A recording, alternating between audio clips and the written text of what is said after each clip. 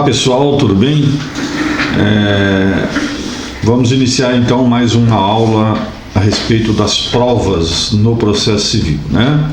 Até agora nós já estudamos aí a produção autônoma da prova, que é a produção antecipada da prova, né? Nós já também tivemos a oportunidade de estudar o depoimento pessoal e a confissão. E agora vamos, antes de entrarmos propriamente dito no estudo, né, das demais provas, prova documental, prova testemunhal, né, pericial e inspeção judicial, nós vamos tratar de um procedimento aqui, né, bem interessante, que é o procedimento da exibição de documento ou coisa, que o legislador ele regula aí entre os artigos 396 até o 404, né, do Código de Processo Civil. Nós já estudamos anteriormente, né, que lá quando estudamos as exposições gerais a respeito das provas, nós chamamos de teoria geral das provas, nós vimos lá entre os artigos 378 e 380 que todos têm a obrigação de colaborar com o processo. Não importa que sejam as partes, autor e réu, o Ministério Público, terceiros intervenientes e até mesmo terceiros, né? Chamamos terceiros desinteressados, ou seja, aqueles que não estão na lide. Não importa quem seja, todos são obrigados a colaborarem com a justiça no sentido de facilitar a descoberta da verdade real. É certo que no processo civil admite-se a verdade formal.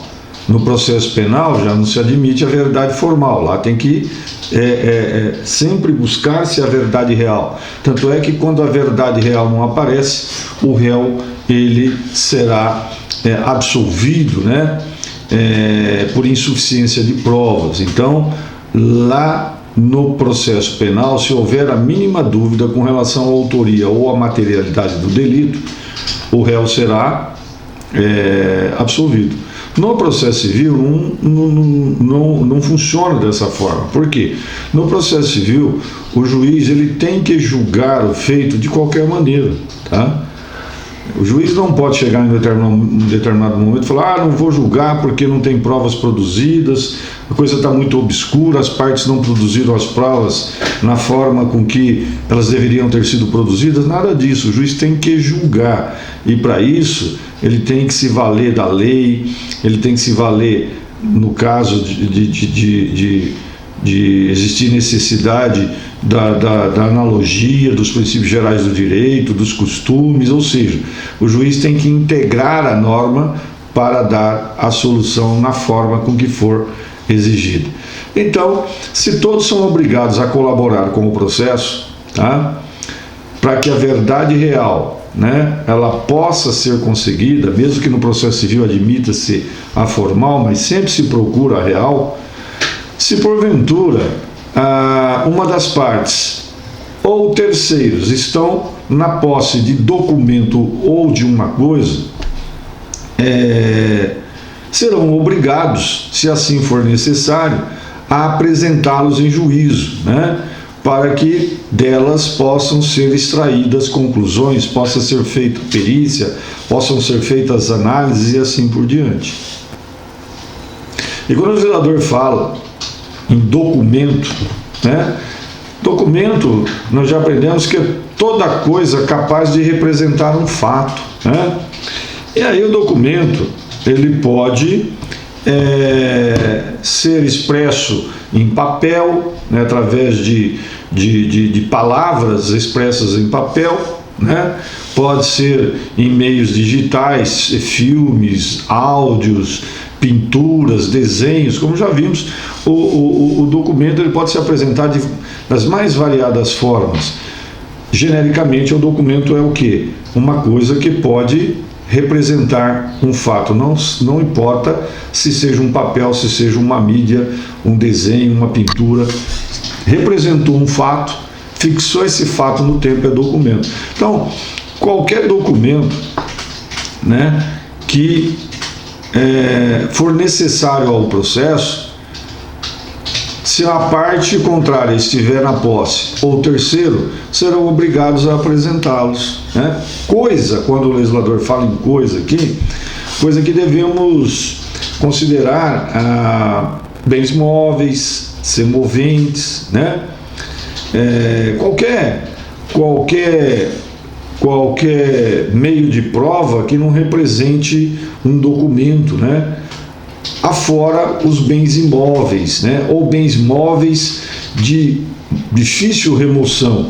E aí, nesses casos, né, não se utiliza, né, ou seja, o bem imóvel nesse caso, o bem imóvel de difícil remoção, né, não se enquadra aqui no conceito de coisas. Para se fazer a vistoria de um bem imóvel, né, a medida é outra, chamadas vistorias ad perpetuum rei memoria, né, ou vistorias judiciais, que tem um procedimento próprio, não esse procedimento aqui da exibição. Então a exibição é somente para coisas e assim compreendidas, bens móveis que possam ser removidos, né, ou ainda semoventes. E se porventura, porque o semovente, gente, ele é considerado um bem móvel, né? E se porventura a parte ou o terceiro eles se negarem a exibir a coisa ou o documento? O legislador, no artigo 396, ele diz lá, né, o juiz pode ordenar que a parte exiba documento ou coisa que se encontra em seu poder. Então, o artigo 396 diz que a parte é obrigada a exibir o documento ou a coisa, né? E o juiz pode determinar. Pois mais adiante, diz lá o artigo 401, quando o documento ou a coisa estiver em poder de terceiro, o juiz ordenará sua citação para responder no prazo de 15 dias. Então, tanto a parte, por força do artigo 396, que está na posse do documento ou a coisa, como o terceiro, por força do artigo 401, eles são obrigados a apresentarem a coisa ou o documento. Bom, como o legislador diz aqui no 396 e no 401 que o juiz pode ordenar, né? Então, ele não diz expressamente, mas o juiz, ele poderá, né, de ofício ou a requerimento da parte, determinar que seja feita a exibição do documento ou da coisa, né? Então, por que o juiz pode determinar de ofício? Porque ele, lógico, gente, ele é o destinatário da prova, né? E o documento ou a coisa, elas podem servir para que o processo ele tenha um deslinde, ou seja, ele tenha um final mais perto da verdade real do que somente da verdade formal, né? Então, por isso que o juiz, como destinatário da prova, ele pode determinar que essa prova, ou que qualquer prova, né, possa ser produzida nos autos, né? Hoje não se tem mais aquela, né, aquela discriminação de que o juiz não pode determinar prova de ofício, porque senão ele vai se tornar, né, parcial, porque foi ele que não, de maneira nenhuma. O juiz é o gestor do processo, né? Ele é o destinatário da prova, e se ele entender que há necessidade de se produzir determinada prova, ele determina que ela seja produzida. E no caso da exibição documental coisa, não é diferente. Pois bem, a exibição do documento ou da coisa, né, que, lógico, objetivam a constituição de prova, né, elas podem se dar de 3 oportunidades, né? Primeiramente, no curso do próprio processo, como um incidente da fase probatória, né? Ou pode se dar como ação acessória, né, que prevê lá na forma prevista no artigo 61 do Código de Processo Civil. Ou pode ainda a exibição de documento ou coisa ser requerido, né, através do ajuizamento de uma ação autônoma, né? E essa ação autônoma, inclusive nós já até estudamos ela, né? Aquela ação probatória autônoma ou produção antecipada de provas, né? Então, na realidade, ela pode ser utilizada como uma ação, né, aí autônoma, com o intuito de fazer a produção dessa prova. E também como uma tutela cautelar antecedente na forma dos artigos 305 a 310, né? Então ela pode ser feita aí através de ação autônoma, seja ordinária ou seja cautelar, né? E pode ser também através de ação acessória ou através de incidente no próprio processo. Para nós aqui, para o nosso estudo, do artigo 396 ao 404, né? Para o estudo da exibição de documento ou coisa, nos interessa aquela exibição de documento ou coisa que é requerido dentro de um processo que já está em andamento, tá? Então, aquela ação de exibição cautelar que se pode requerer de forma antecipada, gente, para nós, para o estudo aqui, né, do Instituto regulado entre os artigos 396 a 404, não tem nenhuma relevância. Então, só para que vocês conheçam as formas com que a exibição ela pode ser, né, requerida. O que nos interessa aqui é a exibição que é requerida dentro de um processo, como parte da fase probatória desse processo. E aí nós temos duas. A que é requerida contra a parte, né, e a que é requerida contra terceiro. A que é requerida contra a parte, não há uma ação de exibição. A que é requerida contra a outra parte se torna um incidente do próprio processo. Então, o autor, ele, num determinado momento processual, né, lá, lógico, antes de esgotar da fase instrutória, ele percebe que existe um documento ou uma coisa que está em poder do réu e que é interessante ao processo. Ele requer ao juiz, ou o juiz de ofício pode determinar se perceber isso, e aí haverá uma intimação da parte para que ela apresente a coisa ou documento. Como vocês puderam perceber aí, não há uma ação autônoma, há um incidente provocado dentro do processo, né, no qual aquela prova, quando produzida, será utilizada. Agora, se a exibição é contra terceiro, ou seja, alguém que não tem nada a ver com o processo, mas ele está na posse do documento ou coisa. Nesse caso, não há como somente intimá-lo, porque ele não faz parte do processo. Nesse caso, haverá uma nova ação, uma verdadeira ação autônoma. Por quê? Nesse caso, o terceiro, ele será o quê? Ele será citado para a ação, né? E aí o procedimento é um procedimento diferente, porque teremos aí uma nova ação, né?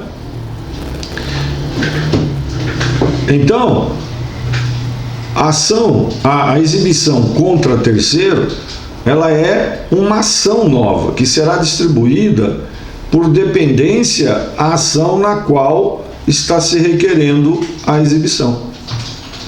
Essa é a chamada ação acessória de que trata o artigo 61 do Código de Processo Civil. Então, se a ação, se o pedido de exibição é contra outra parte, é somente um incidente do processo.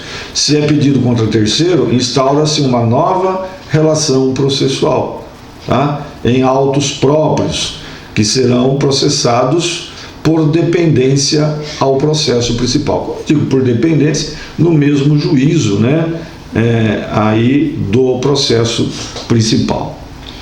Agora, se não existe nenhuma ação em andamento e a parte, alguém se interessa em ver a apresentação de uma coisa ou documento, para dela fazer, né, alguma análise ou para que alguma perícia seja realizada, aí ele ingressa com uma ação de exibição, né, uma ação probatória autônoma, chamada ação de exibição. Aí o procedimento ele poderá ser comum ou ele poderá ser através de uma tutela, né, cautelar antecipada, cujo procedimento, né, antecipada não, tutela cautelar antecedente, né, porque se é antecipada, né, ela não é tutela cautelar, ela é tutela antecipada, porque as tutelas provisórias de urgência se dividem em tutela cautelar e em tutela antecipada. No caso aqui, nós teremos uma tutela cautelar antecedente, né, cujo procedimento nós já estudamos lá, quando estudamos os artigos 305 a 310. Como eu disse, então, o que nos interessa aqui é a exibição de documento ou coisa que é requerido no curso do processo. E aí pode ser contra a parte, um só. Instaura-se um incidente processual. Se é contra terceiro, instaura-se uma nova relação processual. Bom, quem pode requerer? Aqueles que integram o processo. Quem integra o processo? Autor e réu, são as partes. O juiz, o Ministério Público também, o legislador não fala expressamente, mas o Ministério Público, né, poderá, né, principalmente naqueles casos em que ele está representando incapaz, e terceiros intervenientes, inclusive o assistente simples, né? Aqueles terceiros, se lembram lá da intervenção de terceiros? Assistência simples, assistência litisconsorcial, né? Denunciação da lide, chamamento ao processo, amicus curiae, desconsideração da personalidade jurídica, são as chamadas intervenções de terceiros. As intervenções de terceiros que permitem que o terceiro requeira alguma coisa, ele poderá também se legitimar, né, aí a exibição do documento ou coisa, né?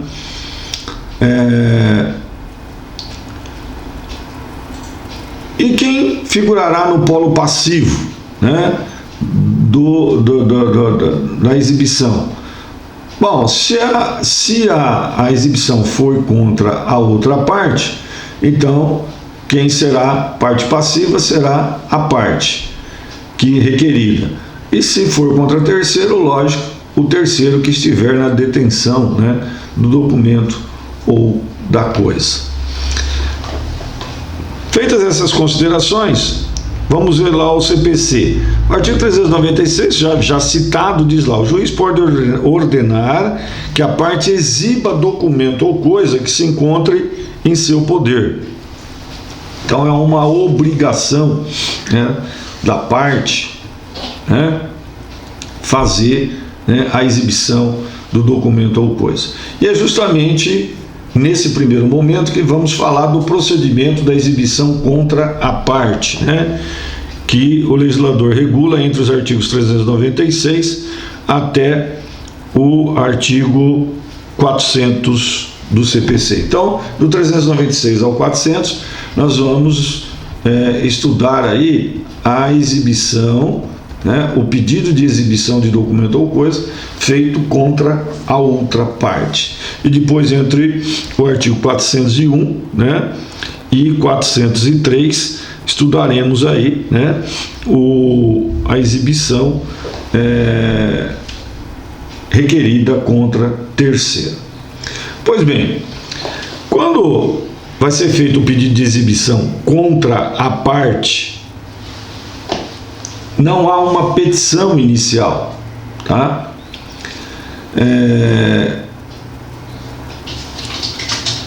Há um simples requerimento da parte contrária, do terceiro interveniente, do Ministério Público, nos casos em que ele pode atuar, ou por determinação do juiz. Então não há uma ação, por consequência não há uma petição inicial nos termos lá do artigo 319. Bom, e quando poderá ser feito esse pedido de exibição? Gente, se for o autor, ele na própria petição inicial já pode fazer o pedido de exibição. Quando o juiz mandar citar o réu, o mandado de citação, você entendeu? Já vai determinando que ele faça a exibição do documento ou a coisa. O réu, né, ele pode fazer o pedido de exibição na contestação, né? E quando ele fizer o pedido de exibição na contestação, haverá a abertura de prazo para a réplica do autor, né? E o autor aí poderá se manifestar com relação a esse pedido, ou pode ser feito em qualquer momento do processo por simples petição, desde que seja até o final da fase instrutória. É lógico que não dá para pedir exibição de documento ou coisa, porque o juiz já julgou o processo, né? Aí lógico não tem mais como. Mas até o encerramento da fase instrutória ainda poderá ser pedida a exibição. Então o requerimento da exibição pode ser na inicial, pelo autor, pelo réu na contestação, ou em qualquer momento, né, através de petição. E aí, através de petição, né, em qualquer momento, também os terceiros intervenientes do Ministério Público poderão assim fazer. Bom, mas esse pedido, gente, ele tem que obedecer a alguns requisitos, né? Não é um pedido só simplesmente o requerente ir lá e fazer o pedido que a outra parte exiba o documento ou a coisa. Não, de forma nenhuma. O artigo 397, ele traça lá, né, requisitos para que esse pedido seja aceito. Por exemplo, a individuação tão completa quanto possível do documento ou a coisa. Lógico, se você quer que alguém exiba o documento ou a coisa, você tem que caracterizá-la da forma mais pormenorizada possível, né, para ser pleonástico, né? Você tem que individualizar a coisa, né, o documento, de tal forma que não haja nenhum tipo de dúvidas com relação, né, àquele pedido. Outra coisa, diz o inciso 2 do 397, a finalidade da prova, indicando os fatos que se relacionam com o documento ou coisa. Então, para que você quer que se exiba aquele documento? Ah, porque aquele documento ele tem relação com a discussão que se está travando, tá? Se há ou não, se houve ou não o pagamento. Pronto, né? Não há prova nos autos que realmente houve o pagamento, mas tem um documento lá que comprova, que está na posse da outra parte, que comprova o pagamento. Ponto, você fez o quê? Você relacionou, né, a necessidade da exibição do documento, tá, com um fato a ser provado nos autos. Isso tem que ser feito, né? E o legislador exige no inciso 2. E no 3, a circunstância em que se funda o requerente para afirmar que o documento ou a coisa existe e se acha em poder da parte contrária. A prova, gente, de que o documento ou a coisa se encontra em poder da parte requerida tem que ser feita pelo requerente. E por que isso? Porque não pode se exigir do requerido que faça prova negativa, né? Se lembram da prova diabólica? O que é a prova diabólica? É a prova que é muito difícil de ser feita, ou a prova negativa, ou seja, a prova negativa não dá para fazer. Como é que você vai provar que você não tem o documento? Agora, o autor, aliás, o requerente, ele pode provar que você tem o documento. Agora, o requerido provar que não tem, da mesma forma, você não consegue provar que nunca você esteve em São Paulo, né? Agora, se você provar que você já esteve em São Paulo, dá para você provar. Então, o legislador exige que esse requerimento aí, né, quando for feito pela parte ou feito por terceiro interveniente ou pelo Ministério Público, seja o quê? Seja fundamentado nessas 3 exigências previstas no artigo 397. Bom, o que acontece? O requerimento é feito, ou o juiz de ofício determina, tá? O requerido, ele é intimado para que num prazo de 5 dias tome as seguintes atitudes. Então ele é intimado, ele tem 5 dias contados, né, como dias úteis, naquela forma, né, agora apregoada pelo novo CPC, tá? 5 dias para fazer o quê? 5 dias para tomar as seguintes atitudes: ou ele exibe o documento ou a coisa, e aí se exibiu, tranquilo. E exibir aqui, gente, não significa depositar a coisa ou documento nos autos e que esse documento ou essa coisa vai ser retirada do requerido. Não é nada disso. Não é isso que o legislador fala, tá? Exibir é trazer ao processo, fica lá depositado algum tempo, para que os interessados possam dela extrair as suas conclusões ou ser feita alguma perícia, e depois a coisa do documento é o quê? Devolvida para o requerido. Que fique bem claro, tá? Essa circunstância. Bom, ou ele apresenta a coisa do documento, estará extinto o procedimento, né? Ou ele não faz nada, fica silente no prazo de 5 dias, ou ele pode impugnar o pedido, né? Ele pode contestar o pedido.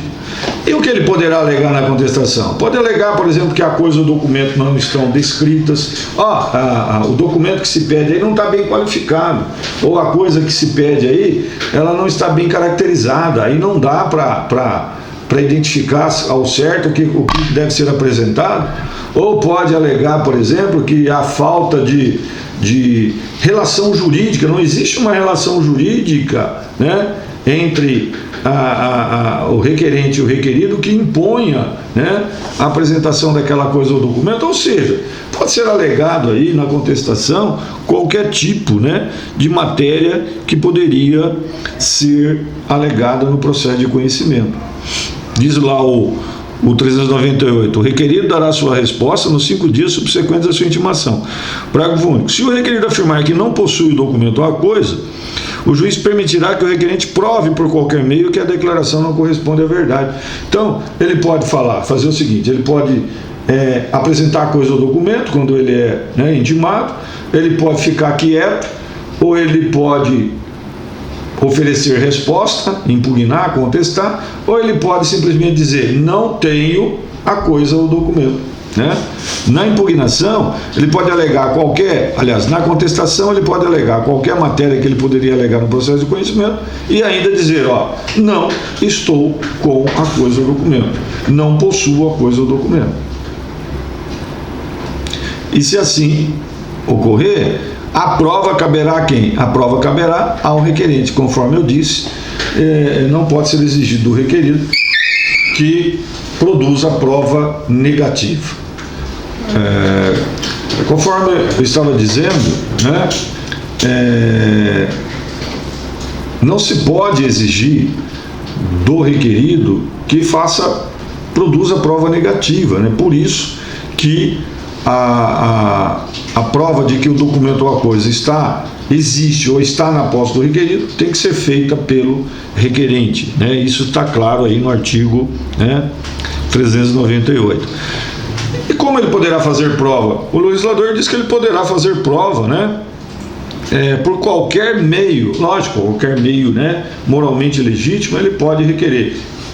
Pode juntar documento, pode pedir uma perícia, pode requerer a realização de uma audiência de justificação prévia. Ou seja, o juiz permitirá que ele faça a prova de que o documento ou a coisa existem ou que estão na posse do requerido de qualquer forma moralmente permitida, né, para a produção de provas. Bom, mas o requerido, quando ele é intimado, no caso à parte, já falamos, ele pode apresentar coisa do documento, pode ficar quieto, né, ou pode apresentar resposta. E nessa resposta ele poderá alegar qualquer matéria que ele poderia alegar no processo de conhecimento, no procedimento comum, né, ou ele pode dizer que o documento ou a coisa não existem, né, ou ele pode, nessa resposta, nessa contestação, dizer o seguinte: não sou obrigado a exibir a coisa ou o documento. No caso, mais o documento, né? Não sou obrigado a exibir a coisa ou o documento. Por quê? Porque a minha situação se encaixa em uma daquelas previstas no artigo 404. Vamos dar uma olhadinha no artigo 404. A parte e o terceiro se escusam de exibir em juízo o documento ou a coisa, se concernentes a negócio da própria vida da família, sua apresentação puder violar dever de honra, sua publicidade redundar em desonra à parte ou a terceiro, bem como a seus parentes, consanguíneos ou afins até o terceiro grau, ou lhes representar perigo de ação penal. 4. Sua exibição acarretar a divulgação de fatos a cujo respeito, por estado ou profissão, devam guardar segredo. 5.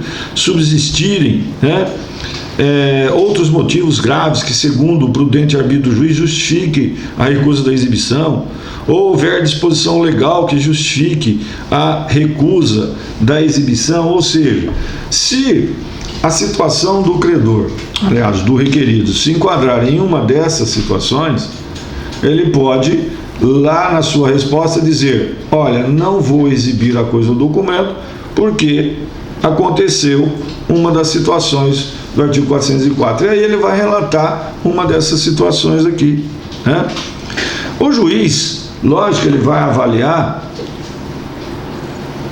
se realmente a escusa do requerido ela é pertinente. E se porventura ele entender que sim, ele indefere o pedido. Isso vale também para o terceiro, quando ele é citado lá para exibir a coisa ou o documento. Agora,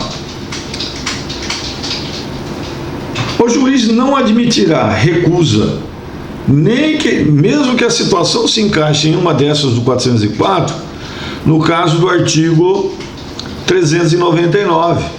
Ou seja, o juiz não admitirá a recusa do requerido em exibir a coisa do documento quando, olha o 399, o requerido tiver a obrigação legal de exibir.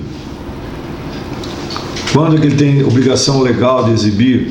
Nos casos, por exemplo, de livros contábeis, livros que dizem respeito à contabilidade de empresas e tal, são documentos que são obrigatórias as suas exibições, Nesse caso, não há como ele negar, que seja exibido esse documento. Quando o requerido tiver aludido ao documento ou à coisa no processo com o intuito de constituir prova. Vamos supor que o réu na contestação, ele vem e diz: não, mas o cumprimento da obrigação está no contrato firmado entre as partes, tal, bom, e aí? O autor, pode ser que ele não tenha a cópia desse contrato. Aí ele pede o quê? Pede que o requerido, o réu, exiba esse contrato, ou qualquer outro documento que possa servir de prova no processo, Se o requerido ele já se referiu a esse documento nos autos com o objetivo de fazer prova em favor dele, se for pedido a sua exibição, ele não poderá se negar em exibir. Porque no momento em que ele alude a esse documento nos autos, ou a essa coisa nos autos, isso passa a ser prova do processo. E sendo prova do processo, ele não pode se negar em apresentá-la. Ou ainda o documento, por seu conteúdo, for comum às partes. Quando diz que o documento ele tem que ser comum às partes, não estamos aqui falando no aspecto da propriedade do documento, não é isso. O documento ele não precisa ser do autor e do requerido, do pedido, do requerente e do requerido, não é isso. Para que o documento seja comum às partes, é necessário somente que ele contenha informações que sejam de interesse de ambas as partes. Eu falei do contrato agora há pouco. O contrato é um caso de documento que ele tem lá inseridas informações que são de interesse de ambas as partes. Alguém perde a sua via do contrato, ele pode pedir a exibição da via do contrato da parte contrária.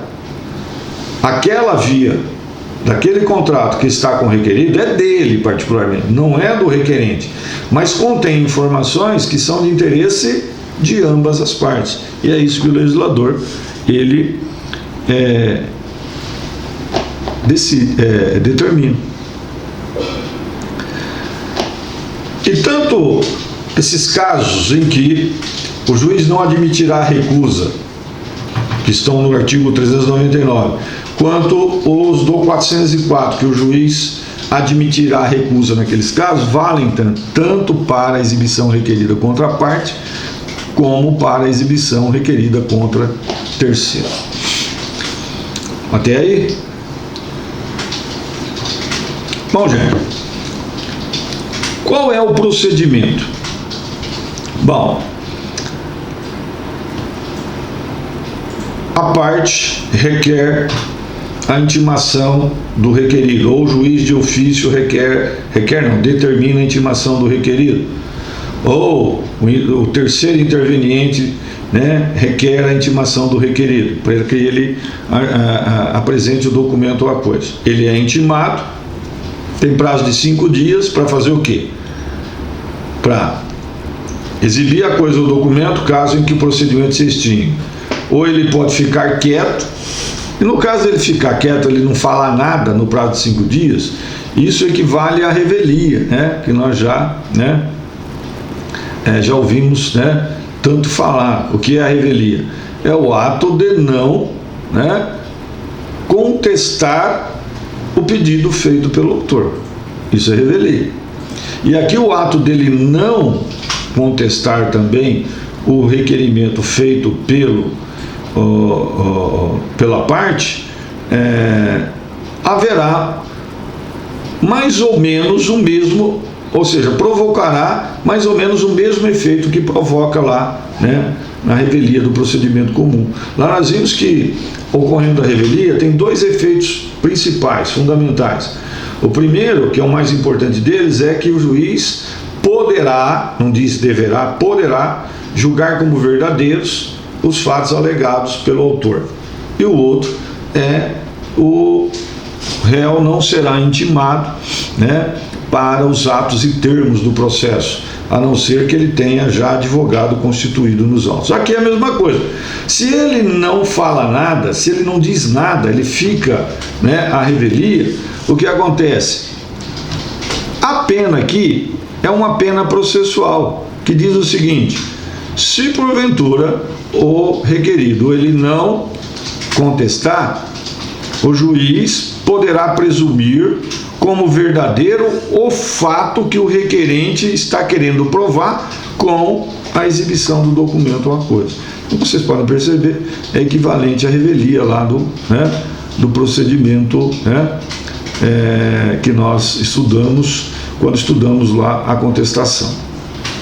Pois bem, mas ele vem e contesta.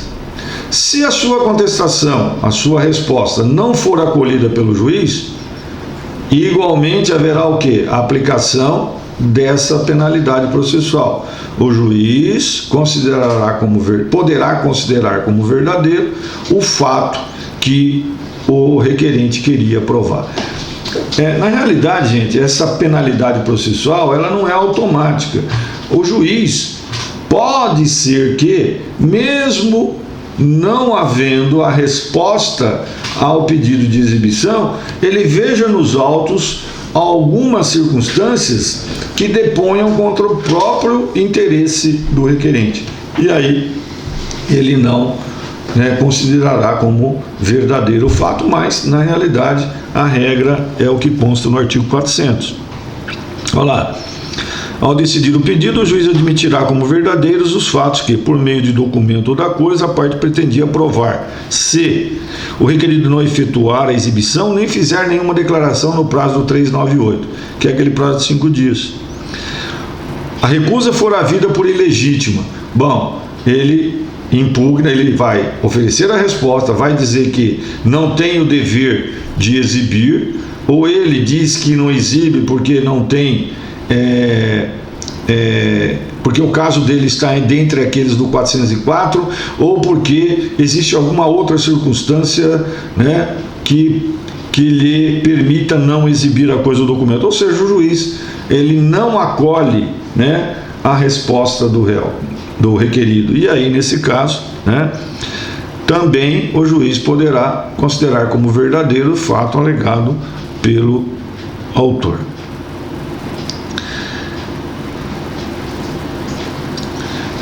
legislador, ele dá ao juiz, né, aqui no parágrafo único do artigo 400, né, melhor, instrumentos para que o juiz possa fazer com que o requerido exiba a coisa ou documento, caso a sua impugnação ou caso a sua revelia ocorra, caso a sua resposta não seja acolhida ou caso ocorra a revelia, né, aí quanto ao pedido.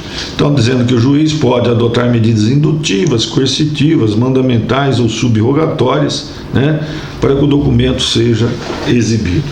Então, é simples. Requer-se a intimação, né? Pedido tem que ser fundamentado na forma do artigo 397.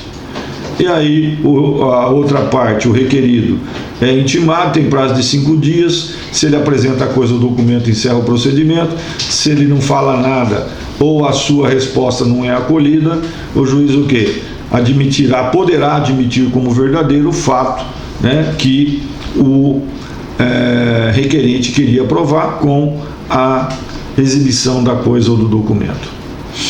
Como vocês puderam perceber, não há um novo processo, não há uma nova ação, há somente um incidente dentro do processo. E a exibição contra terceiro? Aqui já é diferente. A exibição contra terceiro já exige uma nova ação, né? Então, a parte interessada, né, ela vai requerer, através de uma petição autônoma, com todos os requisitos do artigo 319. É uma petição inicial de uma ação autônoma, né? Todos os requisitos presentes no artigo 319.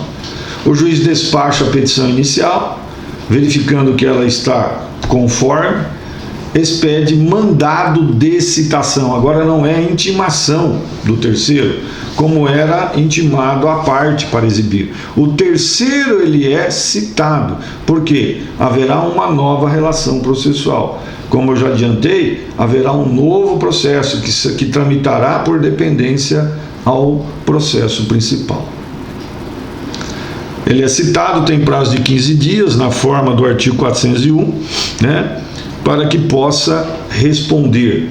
E aí, na sua resposta, nesse prazo de 15 dias, ele pode fazer o quê? O mesmo que a parte podia fazer quando o procedimento era contra ela. Ou seja, apresentar a coisa ou documento, caso em que o procedimento se extinga, ou ele fica quieto, caso em que haverá revelia, ou ele pode apresentar a sua contestação. E aí, na contestação, ele pode alegar aquelas questões do artigo 404 ou quaisquer outras que pode alegar, né, aí no procedimento comum, na contestação do procedimento comum. Inclusive, negar que o documento ou a coisa estejam na sua posse. Negar que o documento ou a coisa esteja na sua posse. Bom, feita a contestação, não havendo contestação, revelia. Havendo contestação, se ela não for aceita, qual é a penalidade agora? O juiz vai determinar ao terceiro que deposite a coisa ou documento no prazo de 5 dias, o legislador, né, fala lá no artigo 403, e aí, se ele depositar a coisa ou documento e tiver despesas com o depósito da coisa ou documento, essas despesas serão aí do requerente, tá?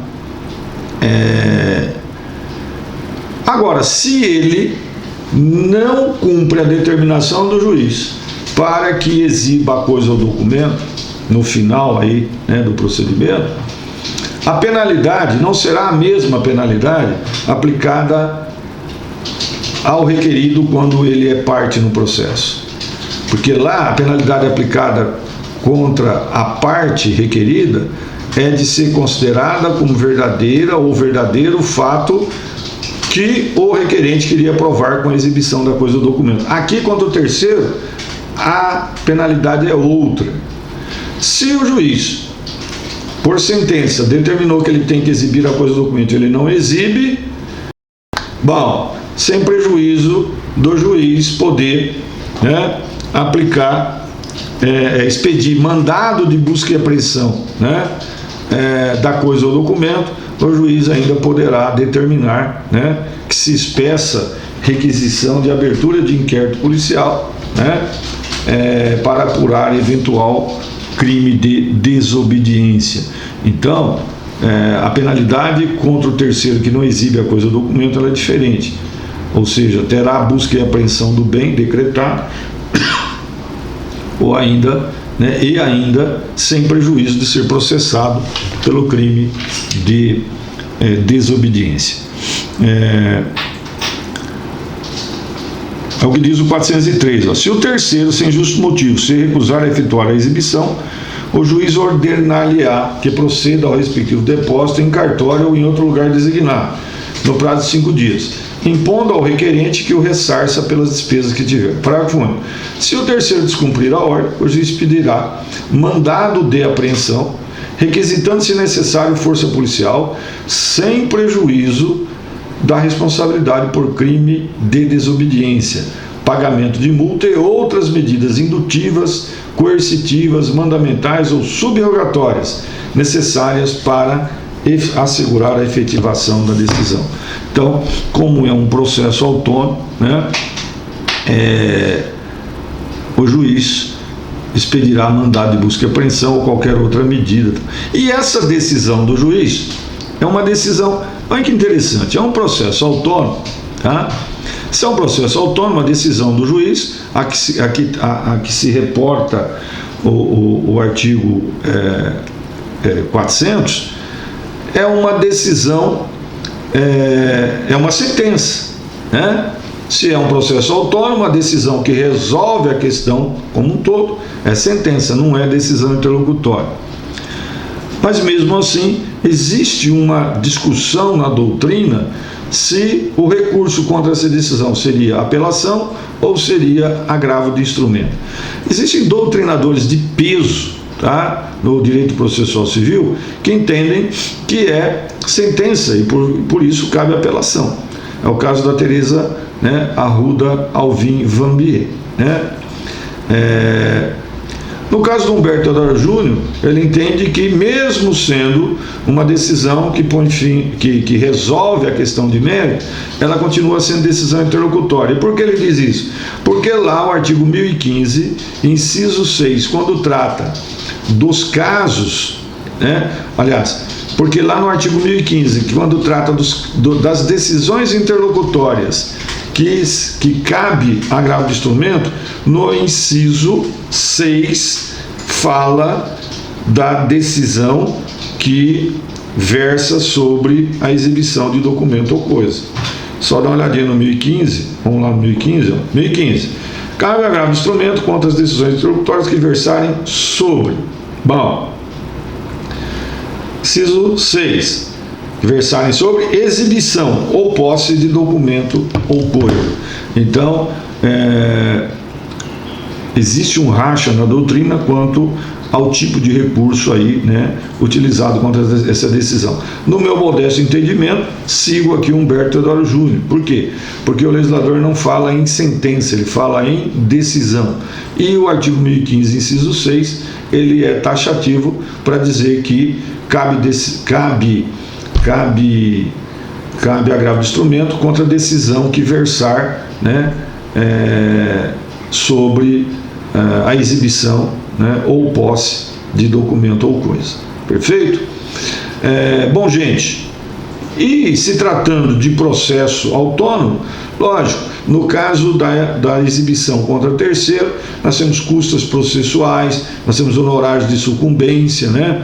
Caso o terceiro resista. Se o terceiro ele recebe a citação e cumpre a obrigação, exibe a coisa do documento, não há que se falar em custas e nem honorários de sucumbência em desfavor do requerido. Agora, se ele resiste à pretensão e perde, aí sim incidirão custas e honorários de sucumbência na forma legal.